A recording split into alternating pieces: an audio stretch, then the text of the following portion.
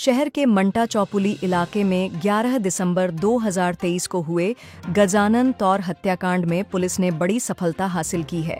इस मामले में पहले ही 4 आरोपियों को गिरफ्तार किया जा चुका था, जबकि रेकी करने वाला 5वां आरोपी उमेश पवार फरार चल रहा था। अब जालना तालुका पुलिस ने उमेश पवार को खरपुड़ी गांव से गिरफ्तार कर लिया है।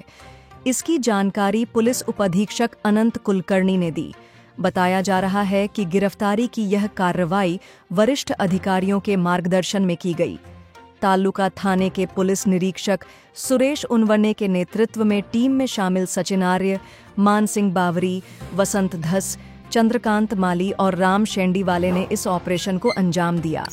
गौरतलब है कि गजानन तौर की हत्या ने जालना में सनसनी फैला दी थी। पुलिस लगातार मामले की तह तक पहुंचने के प्रयास में जुटी थी और अब 5वें आरोपी की गिरफ्तारी के साथ जांच में और भी अहम सुराग मिलने की उम्मीद जताई जा रही है।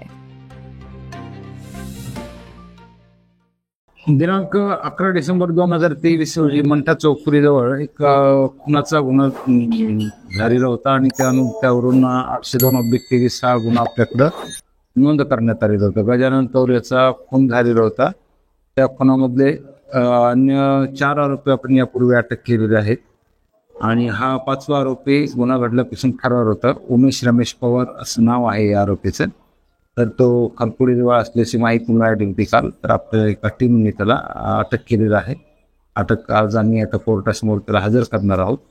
ज्या दिवशी घटना घडली त्याच्या आदल्या दिवशी हे रेकीमध्ये आणि गुन्ह्याच्या मध्ये सहभागी होते अशी माहिती आहे तपासादरम्यान मिळालेली। तर आता याला नेमका रोल काय आहे या संदर्भाने कस्टडी इंटरोगेशन करणे गरजेचं आहे। त्याकरताना त्याची रिमांड घेत आहोत। रिमांड घेतल्यानंतर सविस्तर तपास करणार आहोत। याच्याबरोबर काही दुसरे तक्रारीच्या अनुषंगाने त्याला काही ठाण्यात जे बोलवण्यात आलं होते किंवा आणलं होतं, परंतु आपल्या कर्मचाऱ्यांमधून या गुन्ह्यातला 302 मधला आरोपी आहे असं काही होतं नाही। त्याबद्दल मला काही माहिती नाहीये। मला रात्री त्यांनी सांगितलं की असा आहे गुन्ह्यातला आरोपी आहे आणि फरार आहे, पाहिजे आहे आपल्याला तो, म्हणलं त्याला अटक करून टाका।